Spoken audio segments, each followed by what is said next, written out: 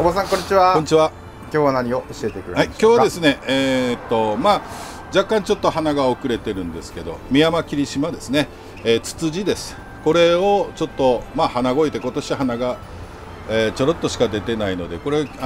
年12月にうちに来たやつですけど、いっぱい咲くよって持ってらっしゃった方は言われたんだけど、結果こんだけという形ですね。で、花子に要は剪定して、同時に植え替えまで可能なんですけど、でここでですね、通常ツツジなんかは花子に剪定して植え替えという形もあるんですが、だいたい1月2月とかその辺に植え替えをしたりするんですね、ツツジの場合はですね。で、その違いはどっちでも悪いっていうことはないんですけど、一番の問題は花子にやると、今の時期ですから当然これからどんどん暑くなりますし、水もたくさん必要となりますね。その時に植え替えをしてますので、要は根がないという、ないというか根が少ないというか処理しますのでね、その際にやっぱ夏場なかなか、夏越しができないと。だから特にこの宮崎の方でもミヤマキリシマは難しい、もうなんか夏どうしても枯れてしまうってよく言われるんですね。でその一番大きな原因としてはやっぱり水不足、水はかけてるんだけど水を吸う根が足りてないというのも一つあると思うんですね。当然剪定してますから、上は葉がほとんどないわけですから、さほどいっぱい葉がある時よりは水はそんなに必要としてないはずなんだけども、剪定した後またすぐ葉出ますのでね、でその時にどうしても水が不足すると。でもう一つは、他の動画でも話してますけど、やっぱ宮崎の場合はここ近年やっぱ夜温が下がらない、夜の温度が下がらないで、夜の蒸れですね、温度があんまり下がらずに、湿度が高いですので、蒸れその辺で傷めてしまうことが多いというので、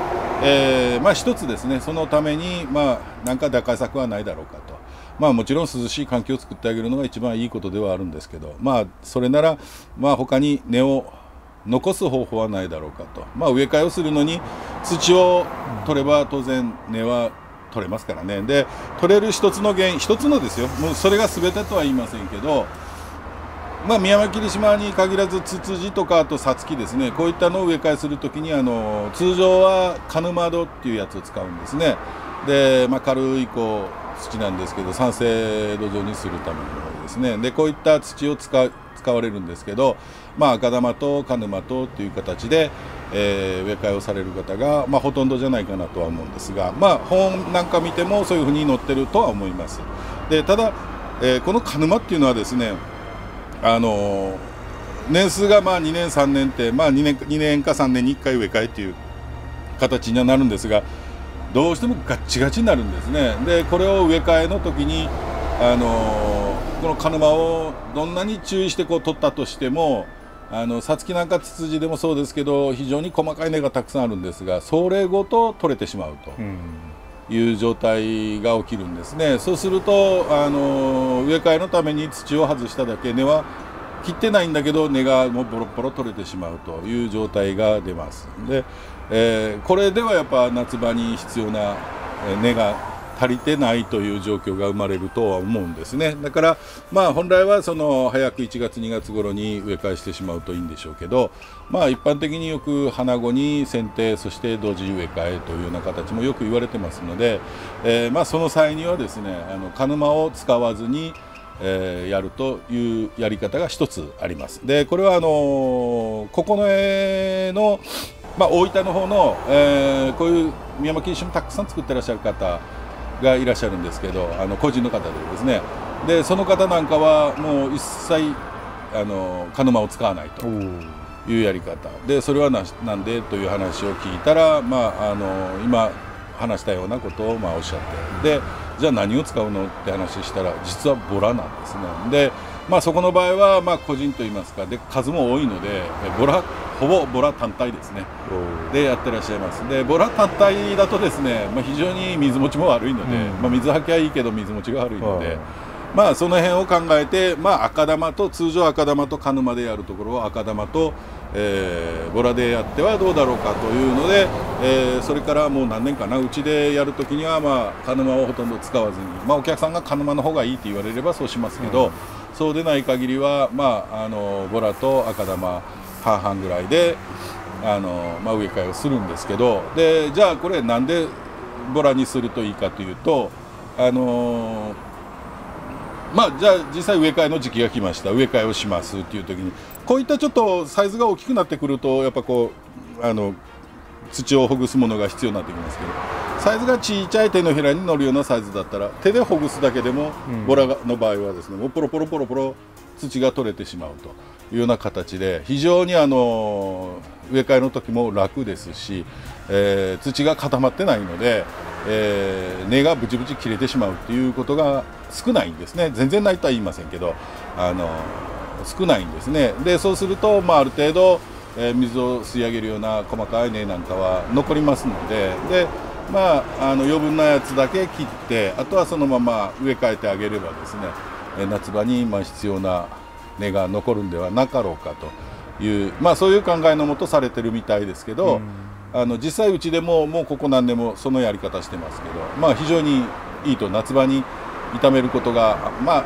うちの場合は、まあ、気をつけて水かけしますから、鹿沼でやってても、まあ、枯らすことっていうのはそうないんですけど、まあ、お客さんのところなんかでも、いや枯れなくなったっていう話も聞きますし、まあいいんじゃなかろうかなというふうには思っております。だからまあ今日も、同時にも植え替えまでやりますけど、まあ鹿沼ではなくボラを使ってやろうというふうに思っております。はい、長くなりましたが、はい、よろしくお願いします。よろしくお願いします。通常こういうツツジなんかの剪定の時にですね、まあこういった、今年出た締めが伸びてますけど、もういっぺんに切りますけど、こんなやって花柄はまず取ってからなんですけどね、見えますかね、ここに花柄があるんですよね。花が咲いてここに花柄が2つあるんですけどね、これをまあこう取ってしまうんですね。っていう作業を、まあ、本来はまあやるみたいなんですけど、ごめんなさいね、言葉悪いけどめんどくせえなというので、こうやって花柄をまあ取らなきゃいけないんだけど、どうせ取った後でも切るので、まあ、そのまま切ってもいいんじゃなかろうかと、こういうふうにですね取ってしまうというような剪定の仕方がまず1点ですね。はい、こういうツツジの場合はですね、結構がっつり切っても芽はしっかり出てくれるんですね。だからまあ今みたいにこう一目一目細かくやるというのも一つの手なんですが、まあ最初にちょっとこういうもう枯れてしまってる枝とかですね、こういうのを先に、まあ、こういうのをちょっと処理するのと、こうやってこうピーッと徒長して出てきているやつがあるんですけど、まあこれを枝として残せばですけど、そうじゃない限りはもう切ってしまう、こういうのをですね、こうやってもうちょっと傷んでしまってるやつがあるので、こういうのはもう取ってしまう。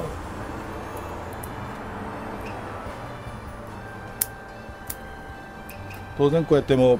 触ってもパキパキ折れるやつっていうのはもう芽出ませんので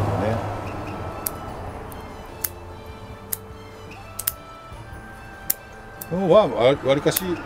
こういうツツジ系統のやつって、まあ、どこからでもっていうか、まあ、枯れてる枝からは出ませんけど、割合丈夫で、まあ、どこからでも芽を吹いてくれるという特徴がありますので、まあその辺を見越してがっつり切るという剪定方法もあるというふうには思っております。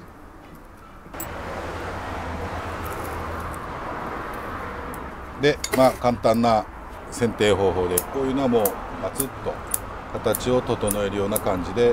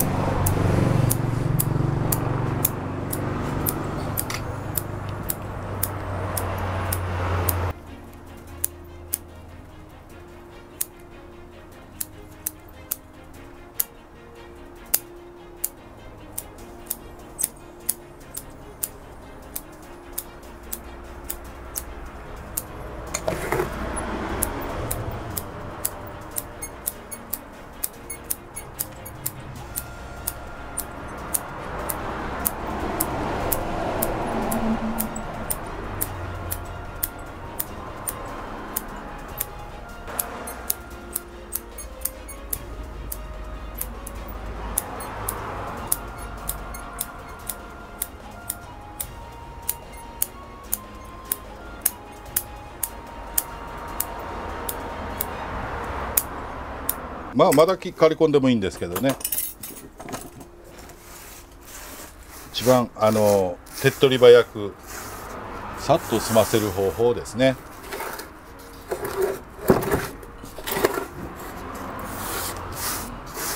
まあ、もちろん一個一個丁寧にやってもいいんですけどね。まあ、であとこのまましとくとまた葉がこう綺麗に生え揃ってくるんですけど、でこれをまたもう一回ですね、だいたい9月頃、その頃にはもう花芽出来上がってきてますので、それまでの間、まあ、水切れをさせないようにしっかり水をかけながらやっていってもらいたいんですが、9月頃にこうピーッと飛び出てくる徒長枝ですね、こういうのだけは揃える程度に切られたらいいかなというふうには思います。だいたいツツジなんかはこういう形の剪定で全然、あとはまあ枝をもしこういうふうに作りたいというのがあればですね、そこはちょっと伸ばして切らずに伸ばしてという形もやっていくとはいいとは思うんですが、まあ自然な形で、楽しみたい場合はですね、こういう形でも全然、いいんじゃないかなというふうに思っております。それではですね、まあ剪定も終わったことなので、ちょっと植え替えの方を同時にもう進めていきたいと思います。まあ人がやってるやつなので中がどうなのかが、まあ、袋ではないのでスポッと抜けるとは思いますけど、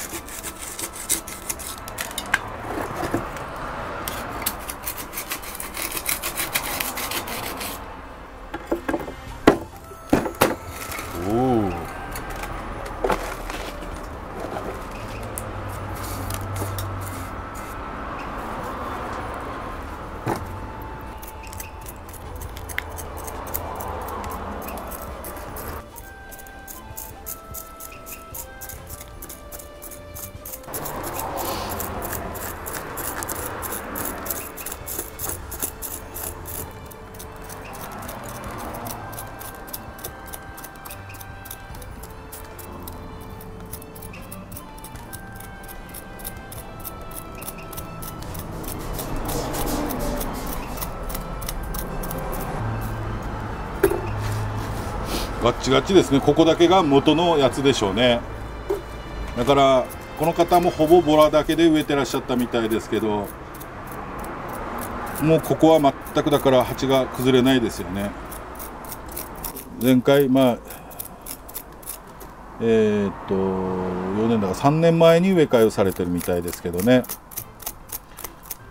その時にもうここの鉢はそのまんま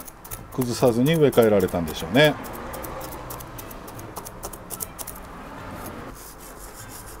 でまあうまいことその下から根は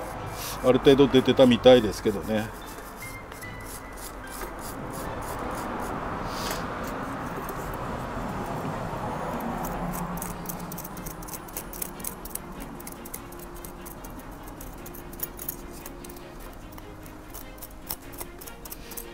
カッチカチですもん。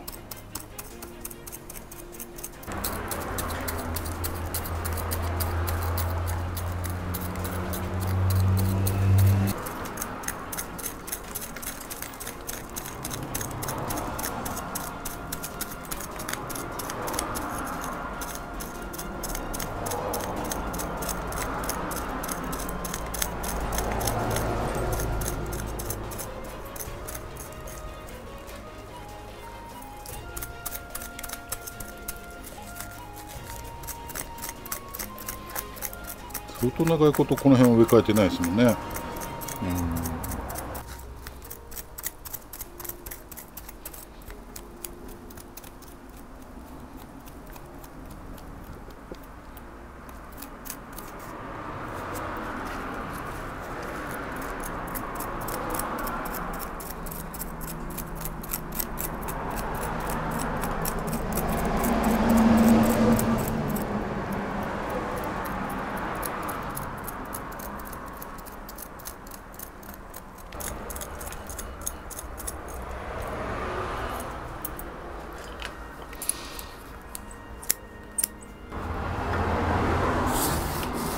はい、それでは実際植え替えていこうかなと思いますけど、まあ当初はこれに入れようかなとも思ってたんですけど、まあ今までがこのやつに入ってましたからね、まあちょっとこれじゃ大きすぎるしあれなんでと思って、まあうまいくらい処理できればこれにとも思ってたんですけど、ちょっと思ったよりも根がガチガチであれなんで、まあ今回はこちらの鉢に入れようかなというふうに思います。まあこれだったらまあ問題もない。さっきのだったらもう少しこの辺切ろうかなとも思ってたんですけど、まあこの鉢でちょっとやっていこうかなというふうに思います。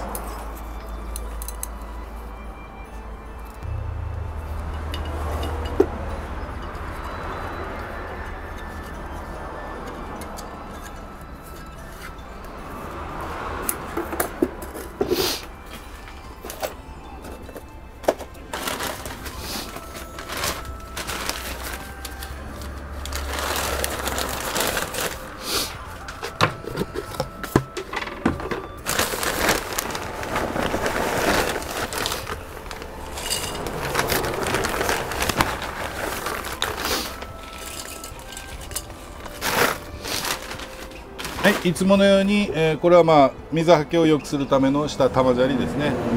ボラを引いております。はい、でこれがですね、まあ、先ほど申し上げたボラを使ってあるんですが、ボラと赤玉、同量ずつ入っています。で、それに山砂を、まあ、1割も入ってないです。ほんのちょっとですね、少し、入れてあります。ボラと赤玉ですね。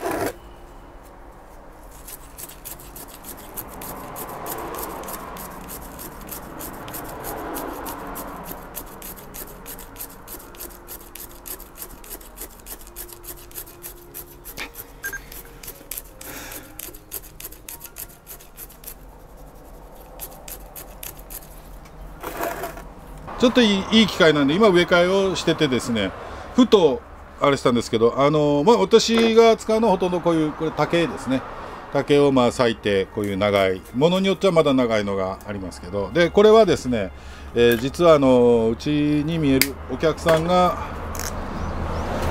作ってくださったやつで、なんとかカーボン樹脂、非常に丈夫、折れない。あ、それ？はい。こういう突き棒ですね。で、まあ、こっちのちょっと太い方が、まあ、ちょっと大きい盆栽用で、こっちの小さい方、細い方が、まあ、商品盆栽用ということでですね、これ作ってくださったんですよ。で、まあ、折れないという触れ込みで、で、まあ、結構たくさん作ってくださってですね、で、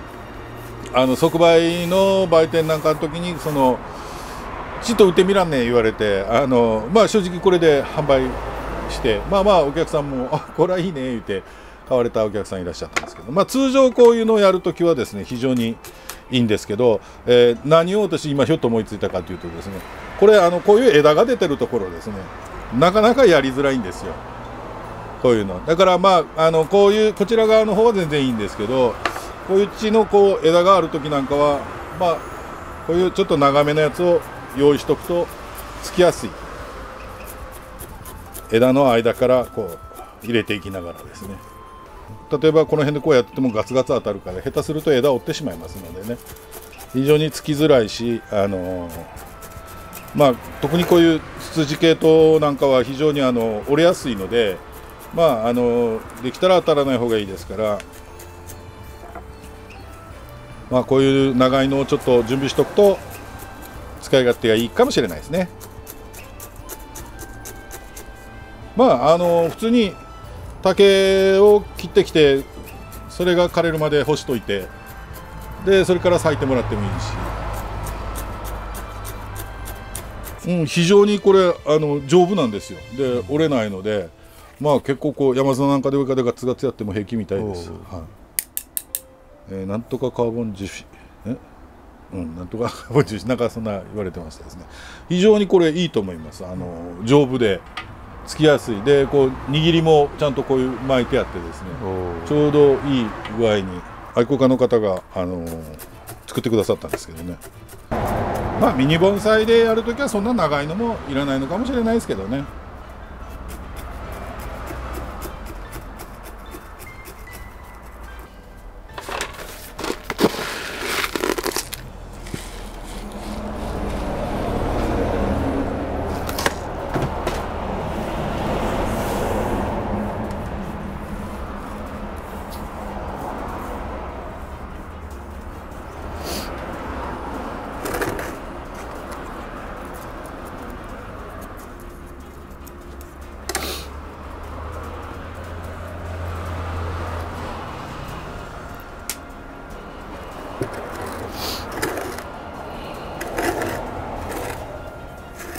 はい、こんな感じですね。はい、でですね、一応まあ上からこれで終わりなんですけど、これで水をかけたりするとですね、ボラを使ってますので、ボラ浮き上がって流れてしまうんですね。で、まあそれをちょっと防ぐために上の方にちょっとこういう山砂、これをちょっと散りばめていこうかと。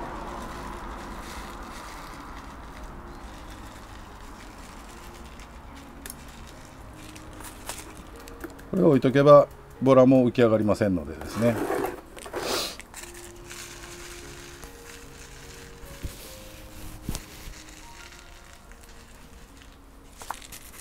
まあ山砂じゃなくてもいいですけどね、まあ藤砂みたいなのでもいいし、まあでもなかなか藤砂はちょっと入手難しいでしょうから。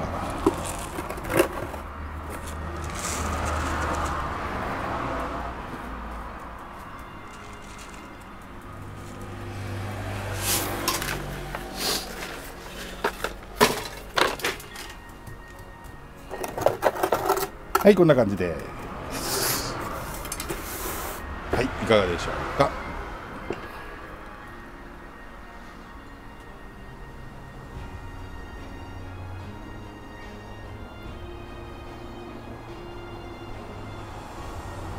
山砂は重いですので、当然、まあ、山砂がこうどいてしまうというか動いてしまうほど激しく水をやれば別ですけど、そうじゃない限りはですね、まあ、山砂を上に置いとくとボラ浮いてきませんので、抑えになりますから、そうすれば、まあ、ボラも流れませんので、どうしてもボラだけ浮いてきますからね。まあ浮いても中の方のボラが浮いてくるわけじゃないので、まあ表面に見えてる分だけですけどね。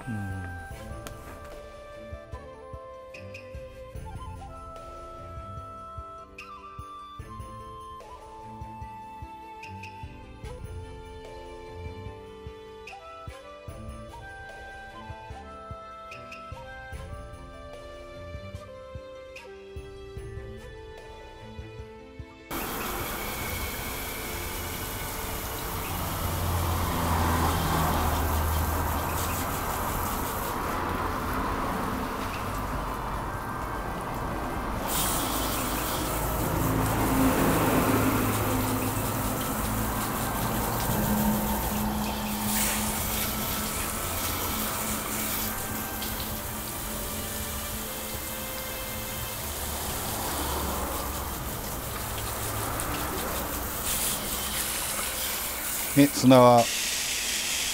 流れないので、